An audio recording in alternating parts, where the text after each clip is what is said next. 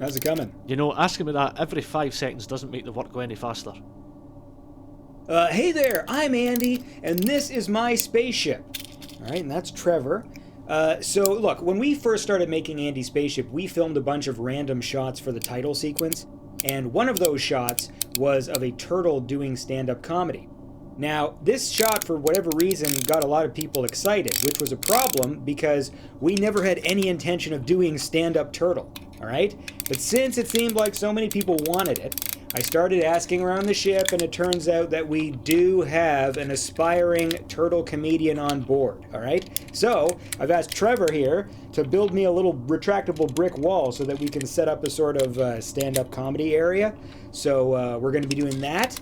And then later in the show, I'll be chatting with synthwave musician and video game composer OGRE. We're going to be talking about his favorite Nintendo Switch games. So, yeah. All right. It's all ready to go.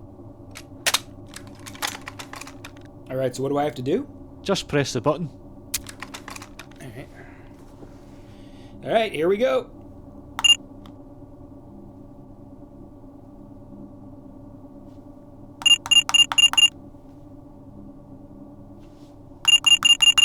For Christ's sake, that should have worked. Give me a moment. Oh. Bastard! Hey, it works! You okay? I think so. Perfect. All right, let's start the show. I've got pride in my brain. Can you hear it hum?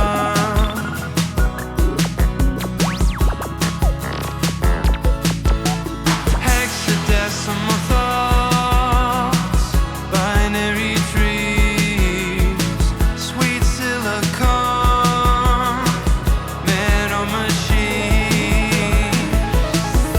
I try to keep my head on straight. I've got a faulty battery brain. I can't even recall my name. I've got a faulty battery brain.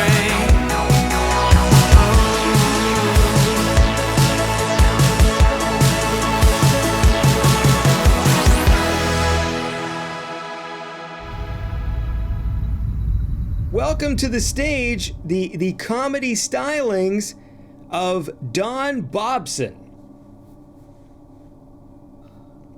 Hi everyone, So you are Don Bobson? I am Don Bobson, the very same. Is that a stage name or is that your actual name? I can't actually reveal my real name, I'm in witness protection.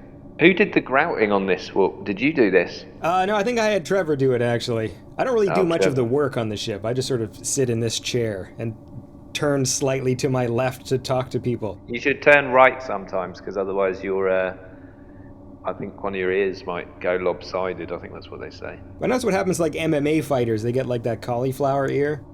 I love cauliflower actually, so... Yeah, that makes sense. What would happen if I turned to my right now? I would just be looking over here.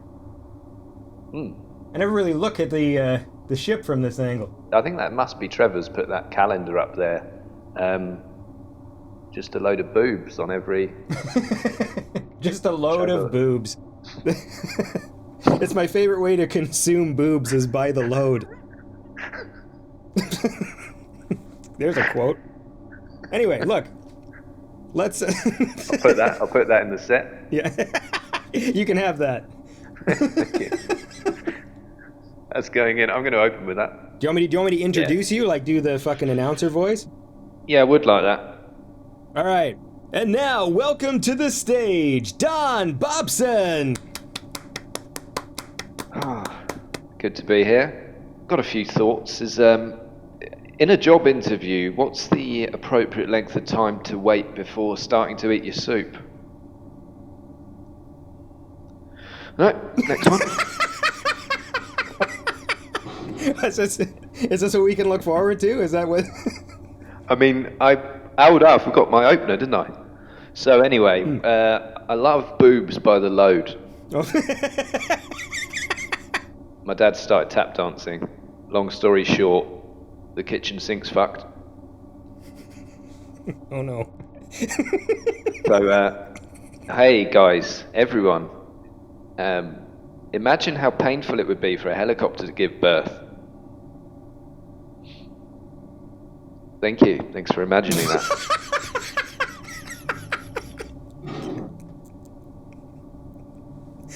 I'm sure this is what everyone was expecting when they were like, hey, I can't wait to see Stand Up Turtle. We'll go and find someone else then. Fucking heckling. I hate being asked for a stool sample. You either do or don't want to buy my shit. So that one's about going to the doctors. You know what I do? I do like when you're done the joke and then you actually like explain it. I've got some. I had some building work done at my house. I had a late night basically, and I said to the builder he should come round at 10 a.m. to start work. And the doorbell rang at 8:37 a.m. It's the builder. I told him. I said, we said 10, and he said, yeah. I'm just checking that you're still all right for 10. So that's funny because he came round early, Like, and he. Any joke that's followed by "that's funny because" is amazing. You know what? Fuck you. I didn't ask to be on this show. I'm trying my best here. You didn't even get an audience for me. You've barely promoted it. I've seen no flyering done, no posters Hey man, we or built anything. this fucking brick wall. Yeah, and it's a Great Wall, but The Great Wall. is it the Great Wall? I think the Great Wall was the Berlin Wall. Or, the Great Wall. Yeah, sorry, I forgot the proper Great Wall. Yeah, the Chinese one. Yeah. Sorry. I mean, who knows? I don't even know where Trevor's from. I mean, he does sort of have a Scottish accent, but he may very well be Chinese, which would make this a Chinese Great Wall. I think leave the stand up to me. Yeah. Okay. So that was funny, that one, because we booked the time in for 10 and he came at 8:37 checking if it's all right for 10. He may as well have come early in the first place, which is exactly what I didn't want. What do you get if you confuse an encyclopedia with a pizza? Burnt encyclopedia. Just put it in the oven. Right, listen to this. We'll have a quick game of fart or drill, okay? So, I mean, sure you've played it before. So you've just got to you've just got to discern. Here we go. Fart or drill. Do you want me to guess? Yes, please. Drill. Well, don't be so hasty. Take your time. Here we. Who's playing these sound effects, by the way? That's we'll I don't know.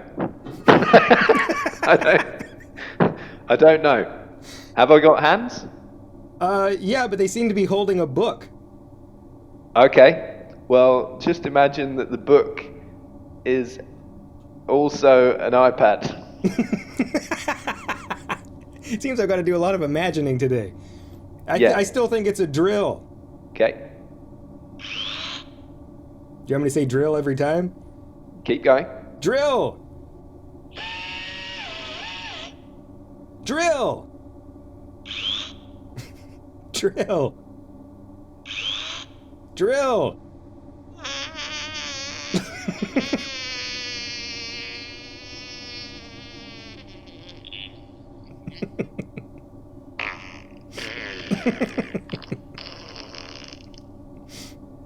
It's a drill. So that's that one. God. Oh, dinner parties stress me out. Because I can never remember if it's before or after dessert that I'm meant to reveal who the real murderer is. So that one's funny because, like in Columbo or stuff like that, he gathers all the people together after dinner. So The movie Clue. You ever seen Clue?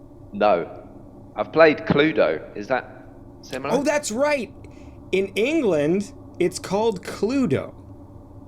That's correct. But in North America, it's called Clue. Yes. Which is always weird to me because Clue is a thing, And Cluedo is just a gibberish word. Not if someone comes up to you and asks about the case and says, "Have you got a Cluedo?" Oh no. Yeah. Or they get asked, "Do you know? Could you help us? You could tell us who the murderer is." And they go, "But I haven't got a Cluedo." Do a lot of people in England pronounce their THs as Ds? Can you stop talking? I'm doing a set. You're sort of making me lose momentum. Sorry. Dogs only see in black and white, and that worries me, because when I'm watching a black and white movie, how do I know I haven't just turned into a dog? So that one's funny because I'm a turtle. It makes me smile knowing that the audience wanted this.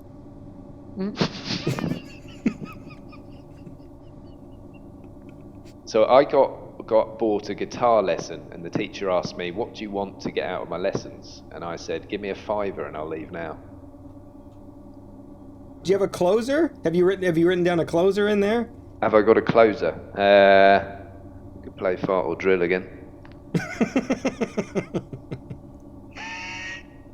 David Attenborough amazes me. If I was David Attenborough, I'd go around pointing at everything, even dogs, and go, "The common cat." So the BBC,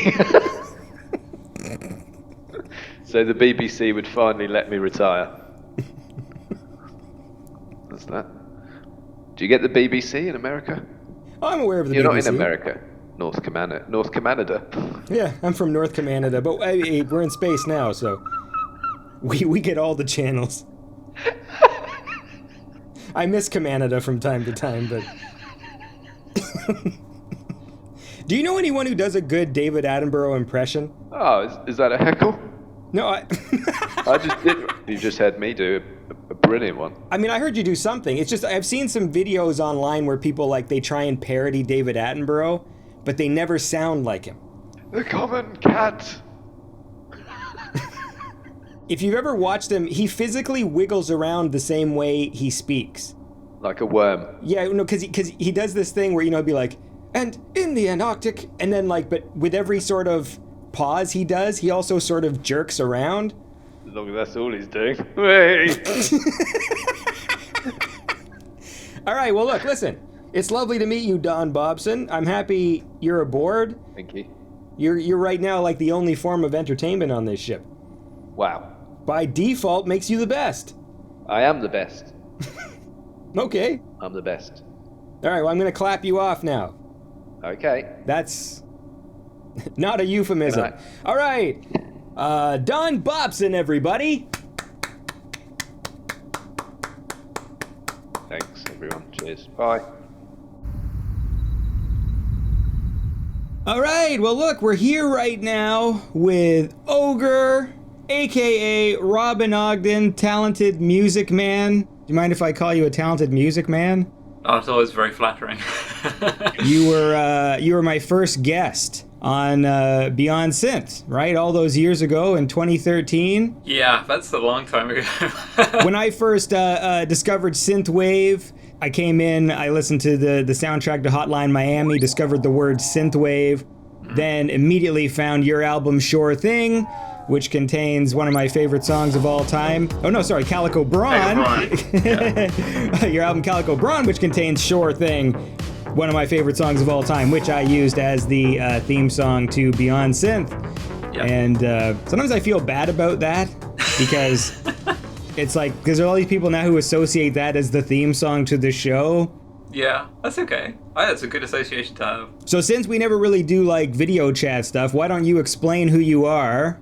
I'm a composer and sound designer for games and visual media, and I also make a lot of other soundtrack stuff that is imagined soundtrack, usually using lots of 80s retro synths and analog modulars and junk like that. So you've always been keen on like the actual physical, like analog gear, right? Yeah, very much so. You know, this is, I like to have musicians on the show, but then when they get here, instead of talking about music, we'll just talk about other stuff. So you wanted to talk about some of your favorite games on the Switch. Yeah, for sure. I very much enjoy the Nintendo Switch. And to be honest, like, okay, this has not been a good year for travel, but prior to this, like, the Switch, like, completely changed how I travel, because I get very anxious with travel and stuff like that, and planes, and I'm not, like, afraid of flying, just, like, travel messes me up, basically. But then the Switch came along, and that, like, completely changed everything. So all of a sudden, like, travel and time spent in transit became an enjoyable experience, especially, like, the fact that so many games like multiplayer and stuff, like, me and my partner can just play the journey away, which is a good way to pass the time. Now, this is your business partner, correct? No. Sorry, it's... I always like to tease everybody who refers to their girlfriends as partners. That's my lady partner friend. She has been for 11 years. Yeah, that's you have a successful partnership, right? You're both talented artists, right? She's a graphic artist, right? Yeah. She's an illustrator and narrative designer, yeah. Narrative designer? Yeah, for games. What does that mean? The story part of games. Okay. That sounds interesting. Get her out here. Have her on the show instead. Like. Anyway, here's what we're going to do. You're going to give me your top 5.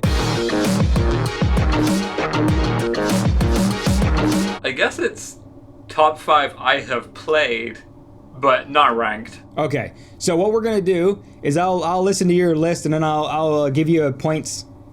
So if I like your list, you get a star, and if I don't like your list, you don't get a star, and that's how this works. If I had known this was the game, I would have rethought my list a little. Well, it's not much of a game. We'll go for it. Okay. All right, let's start at the beginning.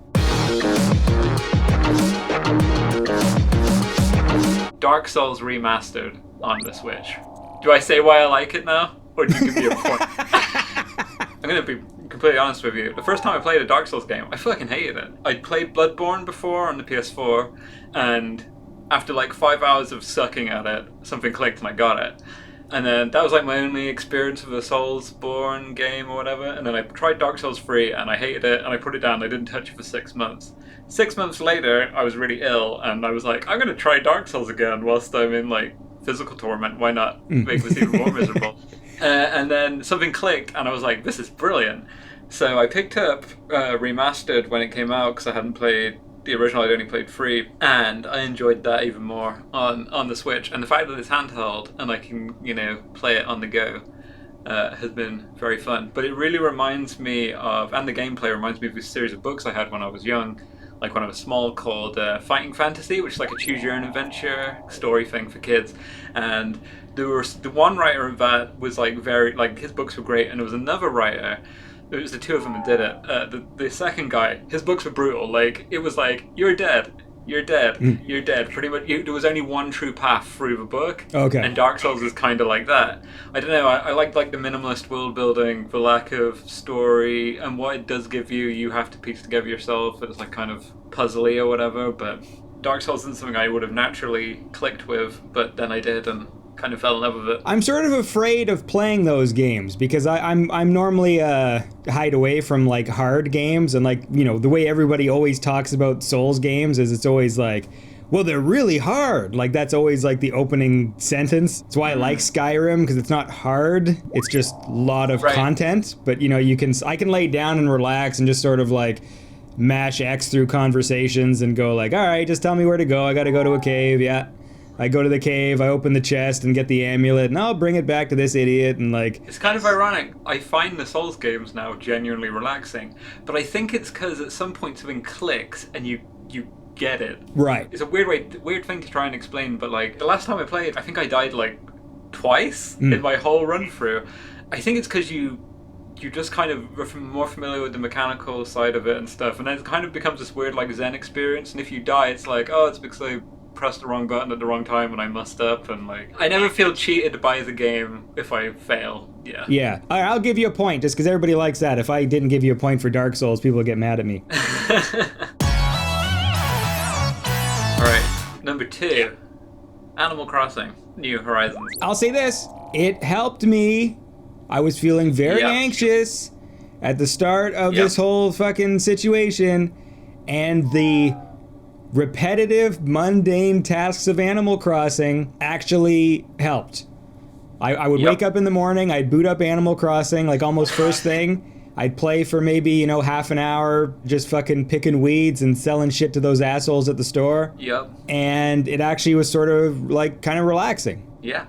I thought it was a very relaxing game. It came out like the day that we went into like proper hard lockdown here, and then I think I played it for like a week straight pretty much. But the thing I really liked about it was a really good way to hang out with friends who I was supposed to be hanging out with in real life. It's a very chill game. I will say it could be so much more. Every single mechanic has some sort of aspect to it where you're like, well, they could cut this menu out, or why does this guy have to ask me like 10 sentences before, like every time I visit this asshole in the store, he says the same things to me, and I'm just always going like, get to the point, like just fucking, I want to sell you some weeds, idiot. And like, part of me thinks maybe that was the relaxing thing, is that you keep on going through these sort of processes, because in other games they would expedite that. You'd go to the store and just be like, sell all items, and you would fucking press X.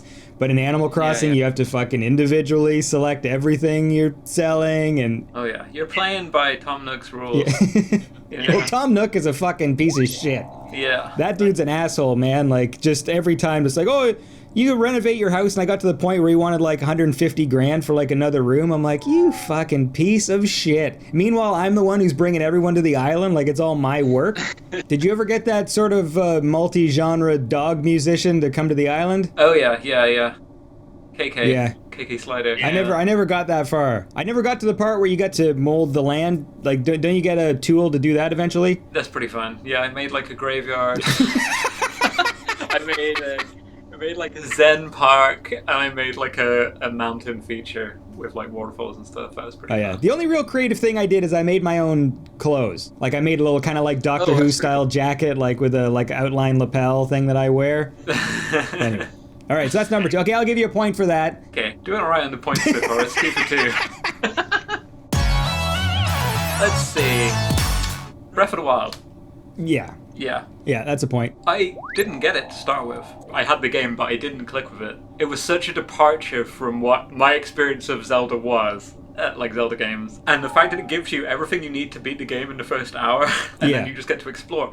But like, it wasn't until I saw my lady partner playing it that I was like, this is how you're supposed to like experience this game. It's much more about exploration and taking your time and enjoying open spaces, and it's okay that there's nothing in the spaces, and I don't know, then all of a sudden it became like this amazing achievement and experience. Nintendo has this, they've made a lot of games that age really well. Fucking Wind Waker. Yep. I know at the time I was one of those people who got all upset about Wind Waker's art style, because I was expecting like a realistic looking Zelda, like to follow up from the ones on N64. And like, I'm an idiot because like that game probably aged the best of the modern Zeldas. Like, the art style still looks great. Once you put it in like HD, the game looks fucking fantastic. It's so vibrant and colorful, and I feel like Breath of the Wild is the same thing. Like, if they ever come out with a Switch that just, like, this Switch just outputs 4K, and it just takes the games that already exist and then just puts them in a higher resolution, like Breath of the Wild, that's really my only complaint about the game, was just that when I'd play it, there was kind of like some jaggies and stuff, and I was like, oh, wouldn't this be so much better if it was just slightly higher resolution? But if you're playing it on handheld, you don't even know. That's true. Can I have like a 3.1 as well and just say Link's Awakening was also really good? Yeah, that was good, and I never played the original. Oh, did you not? I loved it on the Game Boy, but this is the thing that blew my mind. This is like, on the Game Boy you only have A and B buttons to assign items to, and then suddenly on the Switch it's like, oh, you get an item per button. It was much easier on the Switch and far more enjoyable, because you're no longer having to like constantly pause and then reassign. Right. Like, I didn't know any of the trivia about that game. Like, I never read the backstory or the making of.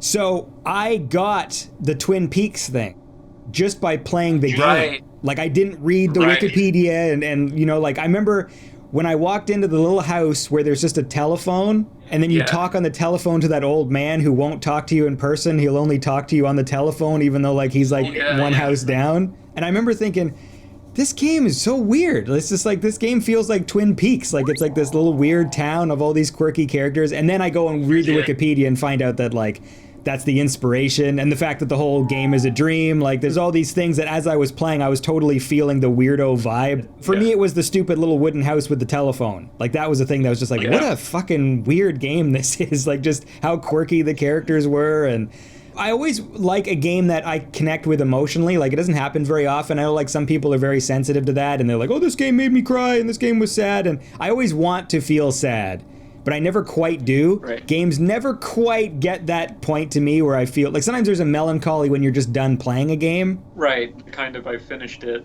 What now? And so I get what they were going for with this game, and I feel like the ending could have been sadder. Like, I wanted it to be sadder, because I'm like, oh, you know, like, if Link defeats the dragon, then he wakes up, and then all these people disappear. Like, that's a sad thing. Yeah. But I didn't quite feel that when I was done playing. I was just like, okay, whatever. Like, he woke up. I don't know what I would have done differently to convey that, but that was something where I felt like there could have been more emotion in it, because, like, the idea that all these people disappear when you wake up, but you have to wake up. Yeah, it's pretty sad. Yeah, like, you know, like, it's sad in principle, like, in theory. Number 4, I'm going to say The Witcher Tales. It's cards, right? Is it a card game? Yeah, it is card-based, yeah. Did you play The Witcher 3? I did, but I didn't beat it. Okay, The Witcher Tales is like a prequel in the same world, and it takes, like, there's a card game in The Witcher 3 called Gwent, kind of like a side thing. You don't have to play it, or I think you may have to play it a couple of times in the main story, but the Witcher Tales game is, like, built off of this card game as, like, a mechanic. Like, that's, like, how you do combat and stuff. And, like, in principle it sounds really boring, but it was an amazing game. It was, like, I thought it'd be really short, but it was, like, 60 hours long, amazing voice acting, like, amazing art. It was far greater than the sum of its parts, so I don't know, I really rated it as a game. I thought it was really good. It's called, Witcher Tales Thronebreaker is the name of the game. Do you still walk around as a character? It's kind of like old school RPG looking, where you're a very small character on a very big map and you walk around the map basically, and then there's little events that you encounter on the map, either like battles or puzzles, or you can recruit more people and pick up more cards and all of those kind of things. So, but it's actually got a load of like different endings and narrative branches, and your choices in the game really affect the outcome. So it was really good. If you're into like the world of The Witcher and backstory and lore and all that kind of stuff, it was a very good game to play. I'm trying to figure out how my point system works. I'll give you a point just for coming on the show and sharing. Okay. In the spirit of I'll goodwill. My 5th game would be the Super Mario All-Stars re-release, because it's 3 games in one, right? So I'm kind of cheating, but Mario 64, Mario Sunshine, and Mario Galaxy. I love 64. And I 100%ed that in like, I think like 2 days. I played it non-stop when it came out. That was really fun. Sunshine I felt no love for originally. I sold my GameCube copy of it. I tried to replay it maybe 10 years ago, and I hated it, and I got rid of it. Replaying it on the Switch, fell in love with it in a way that I didn't think I would. It was really fun. And I got all the shines in that one, so that was testament to how into it I was. I feel like I'm part of the problem, because I also bought this game, and I'm like, fucking Nintendo. Like, I've bought Mario 64 like 3 times, and of course I love Mario 64. I will say, I was actually pleasantly surprised, because normally Nintendo, sometimes they can be lazy when it comes to their re-releases and ports and stuff. Right. And they actually did update some things in Mario 64, which surprised me, because I wasn't expecting that. Right. You know how Mario 64, it's 3D, but it's got a lot of like pixel... Yeah, it's got a lot of 2D bits. And they did actually improve the resolution. I mean, like, they still look really weird when you walk up close to things, but like the trees, for example, the spheres, like of the bombs and things like that, like they're actually cleaner now. I play a lot on emulators. Yeah. Obviously, like it's where I play GoldenEye and stuff like that. And you can actually make N64 games look pretty good. Like you can convert them to, to be like 1080 and stuff. And as long as everything's like polygonal, like it's all polygons, that stuff looks great. All the text, all the assets that are like flat, they look horrible. Like it's all just garbled, pixelated nonsense.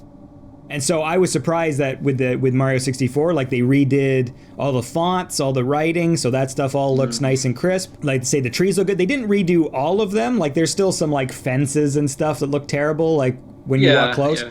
But they did more than I thought they were going to do. Mario Sunshine, I still don't I still don't love that game. Like, there's just something about the overall aesthetic I don't like, and I never Right. have. And I don't say this often with Nintendo games. I don't think Mario controls particularly well in Sunshine. Like, I notice his control is very slippery and floaty. Like, they want you to be using that backpack all the time. Yeah. And when he doesn't have it, when you really just run around with him, he jumps and kind of runs a step or two, like when you leap. Yeah. And he fucking falls and stuff. And I find that happens a lot when I play Sunshine. Yeah, but I enjoyed it. I enjoyed it far more than I ever have before, so it looked great as well. I still say Odyssey is the best Mario, 3D Mario since Mario 64. Right, yeah, I agree. I loved Odyssey as well. Odyssey was fantastic. Like, I guess with my top, my 5, there are 5 games I have enjoyed recently, I suppose. Because Odyssey could arguably be here instead of All-Stars. But then, I don't know, I'm trying to pack the most Mario in as I can. Yeah. To this list. No, that makes sense. Well, I'll tell you what, buddy. I'll give you a fucking 5 out of 5 on this list. Sweet. It's always nice to chat with you.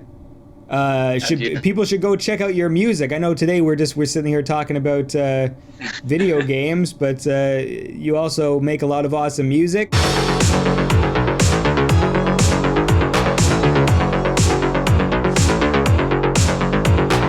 You have a lovely day. Thanks for chatting. You too. Keep on being a cool guy and making cool music. And that's all I got. I'll try my best. Take care, man. Thanks for having me on. Cheers, dude. All right, that's the end of the show. Hope you enjoyed it. I've been told to remind you to like and subscribe, although I was supposed to do that at the start of the episode since most of you have shut this off. But if you're still here, thanks for watching. If you enjoyed the show, consider supporting on Patreon. And I'm out of here. So come back and visit us all next time on Andy's Spaceship. All right.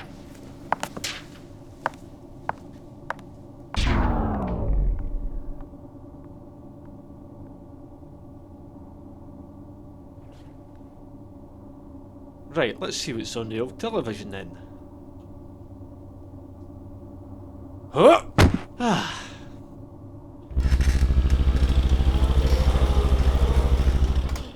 Oh, there you go.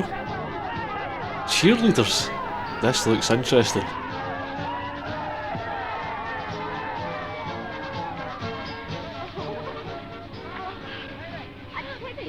Go on, fuck off. Show's over. Where are you going? I'm so excited! That's the problem. What do you mean? My parents don't want me to go. They don't like the idea. And if I go, I have to raise the fare myself. How's she going to earn that money? Can you imagine? I know if I'd have won, my folks would be all for it. But you didn't win, Lisa. Oh, Lisa, always chiming in with your nonsense. When do you have to leave? In 2 weeks. 2 weeks? There's no way she's going to raise the money by then. We'll just have to think of something, I guess. Gonna have to think fast. I couldn't raise any money in 2 weeks. I guess they could have a bake sale or something. Drive around Dallas selling lemonade. Is that what this film's about? Is it about cheerleaders driving around Dallas selling lemonade? I mean, there's like 8 of them. Certainly one of them has a proper job. Why don't a few of them pitch in, lend Debbie the money, and she can pay them back in instalments? Ah, the girls' locker room. I'm sure they'll come up with a good plan in here. This is a good movie.